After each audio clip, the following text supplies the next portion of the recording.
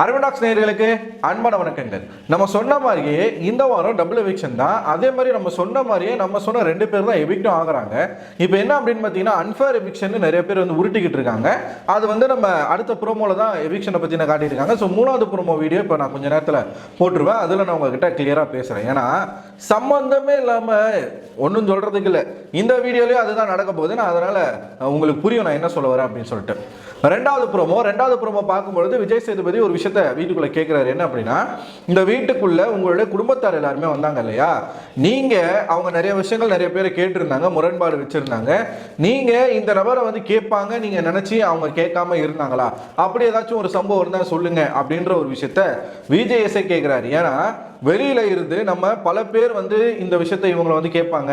இப்போ சௌந்தர்யா ஃபேமிலியெல்லாம் வந்து விஷாலை வந்து கேட்பாங்க அப்படின்னு நம்ம நினைச்சோம். ஆனால் அவங்க கேட்கல, மாறா விஷ்ணு வந்து கேட்டு போயிட்டாப்புல. நம்ம ஜாக்லினோட வீட்டிலேருந்து வந்து இவங்க சௌந்தர்யாவையும் ராயனையும் விஷாலே வெறுத்து வாங்குவாங்கன்னு நினச்சா அதையும் பண்ணலை. ஜெஃப்ரியை மட்டுமே சொல்லிட்டு போயிட்டாங்க. இப்படி நமக்கு பல பேருக்கு வந்து ஏக்கங்கள் இருக்கு. என்னடா இது நம்ம இப்படி நினைச்சோம் அப்படி நடக்கலையே அப்படின்ற ஏக்கங்கள் இருக்கு. அதை வந்து விஜய் சேதுபதியே கேட்டுட்டாப்புல. சரிங்களா, கேட்குறாங்க.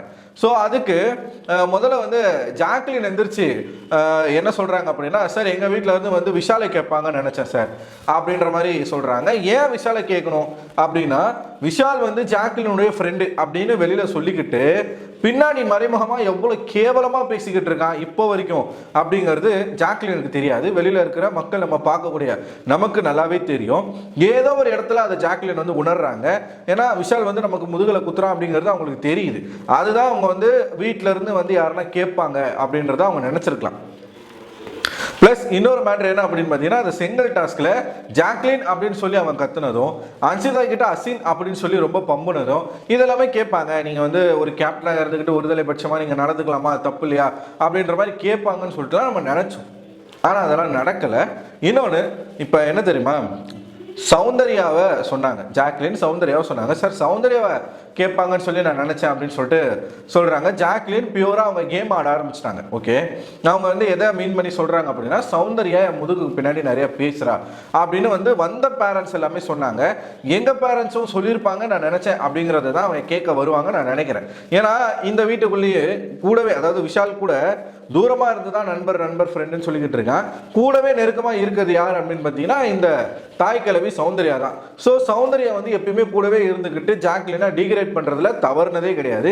வீட்டுக்குள்ள சௌந்தர்யா என்ன பண்ணிக்கிட்டு இருக்காங்களோ அதை தான் வெளியில அவங்களுடைய ஃபேன்ஸ் அப்படிங்கிற போர்வையில் இருக்கக்கூடிய சில பிணந்தினி கழுகுகள் வந்து பண்ணிக்கிட்டு இருக்கு. சரிங்களா, இது ஜாக்லின் வந்து கேட்குறாங்க. அப்போ சௌந்தர்யா வந்து ஷாக் ஆகுறாங்க. என்ன ஏண்டி சொல்ற அப்படின்ற மாதிரி கேட்க அங்கே ஆடியன்ஸ் வந்து கிளாப்ஸ் பறக்குது. அடுத்ததான் ராயன் அவர்கள் வந்து சொல்றாரு என்னன்னா, சார் கோவா கேங், அதாவது என்ன ஜாக்லின் சௌந்தர்யாவை எதனா கேட்பாங்கன்னு நினச்சா மாறா அவங்க முத்துவியும் மஞ்சரியும் கேட்டது எனக்கு ஷாக்கிங்காக இருந்துச்சு அப்படின்னு மாதிரி அவர் சொல்றாரு. ஏன்னா அவங்க அக்கா வந்து என்ன சொன்னாங்கன்னா, நாமினேஷன் ஃப்ரீ பாஸ் வந்து இவருக்கு கிடைச்சது வந்து அன்ஃபேர், அவருக்கு கிடைச்சிருக்கே கூடாது, ஜாக்லின் தான் அதுக்கு டிசர்விங் அப்படின்ற மாதிரி அவங்க பேசியிருந்தாங்க. அதை வந்து இவங்க கேட்டுட்டு வந்து சொன்னாங்க இல்லையா அவங்க அக்கா. இதை வச்சு ராயன் வந்து சொல்றாரு, இந்த மாதிரி இவங்க 2 பேரும் சொன்னது வந்து எனக்கு ஷாக்கிங்காக இருந்துச்சுன்ற மாதிரி கேட்குறாப்புல. அடுத்து கடைசியாக முத்துக்குமரன் அவர்கள் வந்து என்ன சொல்றாருன்னா, அதான் முத்து எப்பயுமே ஸ்பெஷலாக ஒன்று பண்ணணும்னு நினைப்பாரு, அதுக்கு விஜய் சேதுபதி மொக்க கொடுப்பாப்புல. அதுதான் நடந்திருக்குன்னு நினைக்கிறேன். இவர் என்ன பண்றாரு, டக்குன்னு எந்திரிச்சு, சார் ஒருத்தரை தாண்டி இந்த வீட்டில் இருக்கிற எல்லாருமேலேயும் எனக்கு சின்னதாக ஒரு சந்தேகம் இருந்துச்சு சார் அப்படின்ற மாதிரி சொல்றாரு முத்து. ஸோ என்ன சொல்ல வர்றாரு மனுஷன் அப்படின்னா, எல்லாருமே இதெல்லாம் கேட்பாங்கன்னு நினைச்சா அவன் கேட்கல அப்படின்றாரு. அதைத்தான் விஜய் கேட்கிறாரு. ஓ நீங்க எல்லாருமே கேட்பாங்கன்னு நினைச்சீங்க அப்படிதானே அப்படின்ற மாதிரி கேட்டுட்டு அவர் என்னமோ சொல்லியிருக்கிறார் போல இருக்கு. அதுக்கு தான் முத்துக்குமரன் ஒரு மாதிரி ஒரு நமட்டு சிரிப்பு சிரிக்கிறாரு. அது வந்து லைவ்ல தான் நமக்கு தெரியும். ஓகே, இது ப்ரோமோல நடந்துச்சா. இப்ப சில பிணந்தினி கல்குகள், ஓனாய் கூட்டம், ஹைனா கூட்டம், காசுக்காக எதை வேணாலும் திங்கக்கூடிய சில ஜென்மங்கள், கேடுகட்ட கேவலமான ஜென்மங்களுக்கு சில விஷயங்கள் சொல்லணும். அதாவது ஜாக்லின் அப்படின்னு ஒரு பேரை வச்சுக்கிட்டு இவனுங்க பண்ற அட்டகாசம் எப்பா எப்ப எப்பா தாங்க முடியல. இப்ப எதுக்கெடுத்தாலும் ஜாக்லின், எல்லாத்துக்கும் ஜாக்லினை நெகட்டிவா டீக்ரேட் பண்ணணும் அப்படிங்கிறது தான் இவங்களுக்கு கொடுக்கப்பட்ட மெயின் அஜெண்டா. இப்போ பிஆர் அப்படின்னே நீங்க வச்சுக்கிட்டா கூட ஒருத்தவங்களுடைய பாசிட்டிவை பத்தி பேசலாம். இவனுங்க எதெல்லாம் பேசுறானுங்க தெரியுமா, முத்துக்குமரன் வந்து பேசிக்கிட்டு இருக்கும்போது சௌந்தர்யாவை காட்டுறாங்களாம் டைட்டில் வின்னர்னு சொல்லி ஹிண்ட். அதாவது சௌந்தர்யாவை அர்ச்சனாவோட கம்பேர் பண்ணி ஒரு விஷயத்த பண்ணிக்கிட்டு இருக்கானுங்க பாருங்க. சீரியஸா அதெல்லாம் பார்த்துட்டு நம்மளால அதை கடந்து போக முடியல. அந்த அளவுக்கு கோபம் தான் வருது. ஏண்டா அர்ச்சனா எங்க, சௌந்தர்யா எங்க? அர்ச்சனாக்கு கால் தூசிக்கு வருவாளா அவங்க சௌந்தர்யா? அந்த பொண்ணு புள்ளி பண்ற ஒரு விஷயத்தை எதிர்த்து நின்ன பொண்ணுடா. நீங்க சப்போர்ட் பண்றவ புள்ளி பண்ணவ. இப்ப மஞ்சரிய புள்ளி புள்ளின்னு சொல்லிக்கிட்டு இருக்காங்களே, கொஞ்ச நாளைக்கு முன்னாடி மஞ்சரிக்கு புள்ளி பண்ணது யாரு? சௌந்தர்யா. சௌந்தர்யாவை போய் நீங்க அர்ச்சனாவோட கம்பேர் பண்றதுலாம் சீரியஸ்லி வாங்கின காசுக்கு மேல கூவுறான கொய்யான்னு கூட நம்ம சொல்லலாம் போல. அந்த மாதிரி கூவிக்கிட்டு இருக்கானுங்க. இது ஒன்று நடக்குதுங்களா? இப்போ ஜாக்லின் வந்து சௌந்தர்யா பேரை சொன்னாங்க. சௌந்தர்யா பேரை சொன்ன உடனே இவனுங்க அதை எப்படி போடுறானுங்க அப்படின்னா, என்ன ஜாக்லினுக்கு ஒரே வன்மம் மூட ஆண் போலையே அப்படின்றானுங்க. இதுவே சௌந்தர்யா ஜாக்லின் பேரை எடுத்து அங்கே கிளாப்ஸ் வந்துச்சு அப்படின்னா உடனே இவனுங்க அதை எப்படி பாசிட்டிவாக பேசுகிறானுங்க அப்படின்னா, சௌந்தர்யா ஜாக்லினை எக்ஸ்போஸ் பண்ணிட்டாங்க, சௌந்தர்யா ஜாக்லினை பொழந்துட்டாங்க, சௌந்தர்யா ஜாக்லினை வச்சு செஞ்சுட்டாங்க அப்படின்னு பேசுகிறானுங்க. இதுவே ஜாக்லின் பண்ணால் வன்மம் மோடுன்றானுங்க. எனக்கு புரியலை. இந்த வீட்டுக்குள்ளே ஒரு வின்னர் தான் இருக்க போகிறாங்க. அப்படின்னும் போது எல்லாரும் எதிர்த்து தான் கேம் விளையாடணும். நீங்கள் ஒன்று ஃப்ரெண்டாக இருந்து கேமை ஸ்பாயில் பண்ணிட்டாங்கன்னு உங்கள் தற்கூரி பேசுகிற மாதிரி நீங்களும் தற்குத்தனமாக பேசுகிறீங்க. இல்லை விலகி நின்று அவங்க பண்ணக்கூடிய தவறுகளை சொல்லி காமிச்சா அதுலேயும் வந்து பார்த்தீங்களா எவ்வளோ வன்மத்தில் இருக்காங்கன்னு பார்த்தீங்களான்னு பேசுகிறீங்க.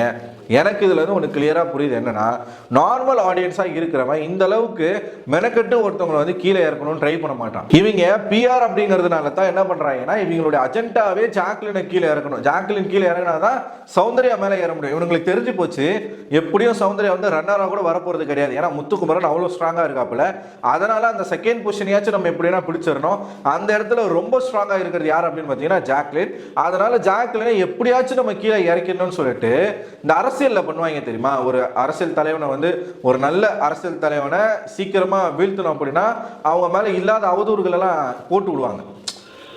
ஒன்று போட்டு விடுவாங்க. இந்த மாதிரி பொம்பளை கேஸு அது இதுன்னு எக்கச்சக்கமாக போட்டு அவங்களுடைய மரியாதையை குறைச்சி அவங்கள வந்து டிகிரேட் பண்ணி தான் கீழே இறக்குவாங்க. இது பக்கா பாலிடிக்ஸ். இந்த பாலிடிக்ஸை இந்த ஷோவில் கொண்டு வந்து பண்ணுறானுங்க அப்படின்னா அவனுங்க நார்மல் ஆடியன்ஸாக இருக்க வாய்ப்பே கிடையாது. அதுலேயும் சில பேர்லாம் இருக்கிறானுங்க அந்த ட்விட்டர்லேயே கம்பு சுற்றிக்கிட்டு, ட்விட்டரில் என்னமோ நான் தான் பெரிய பருப்புன்ற மாதிரிலாம் சில பேருக்கு எண்ணம் இருக்குது ட்விட்டரில். சரிங்களா?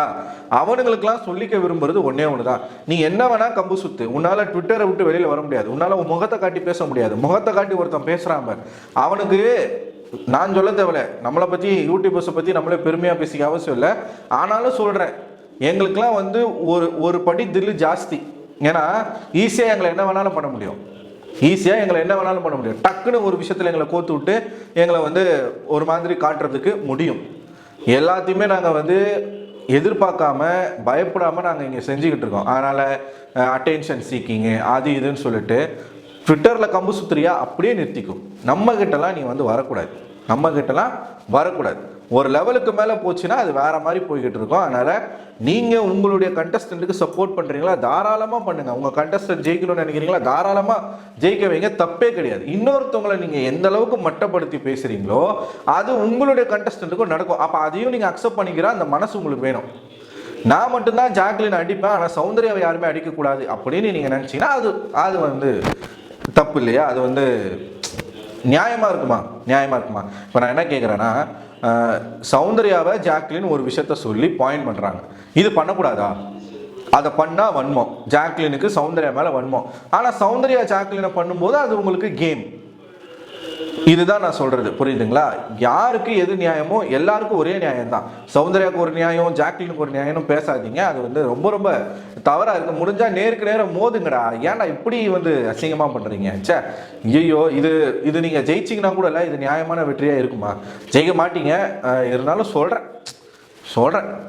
ஆனால் ஒன்று, இந்த ஆட்டத்துக்கெல்லாம் ஃபைனல் டேயில் ஒரு பதில் இருக்குது கண்ணுங்களா. ஆடுங்க, எவ்வளோ தூரத்துக்கு ஆடுவீங்க ஆடுங்க. சரி, இதை வந்து நான் ஏன் சொல்லணும்னு நினைக்கிறேன் அப்படின்னா, இப்போ இந்த புறமோ வச்சு இப்படி தான் பேசிக்கிட்டு இருக்காங்க.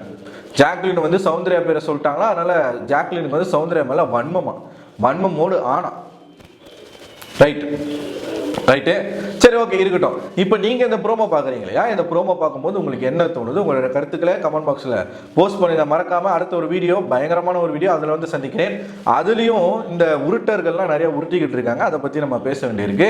பார்ப்போம். இந்த சீசன் மட்டும்தான் எனக்கு தெரிஞ்சு ஆடியன்ஸ் கிட்ட நம்ம கொண்டு போய் ஒரு விஷயத்தை சேர்க்கறதை தாண்டி சில பேரை எதிர்த்து சண்டை போட வேண்டியதா இருக்குது. ஏன்னா இவங்க பண்ற ஒரு வேலை இருக்குல்ல, ரொம்ப கேவலமான வேலைகள். நம்ம பார்ப்போம், பேசுவோம். ஸோ இந்த வீடியோ பற்றி உங்கள் கருத்துக்களை மறக்காம கமெண்ட் பாக்ஸில் கமெண்ட் பண்ணுங்க. இந்த வீடியோ பிடிச்சிருந்தா லைக் பண்ணுங்க, உங்கள் நண்பர்களுக்கும் ஷேர் பண்ணுங்க. அடுத்த ஒரு வீடியோவில் உங்களை சந்திக்கிறேன். அதுவரை உங்களிடமிருந்து விடை பெறுவது நான் அரவிந்தன்.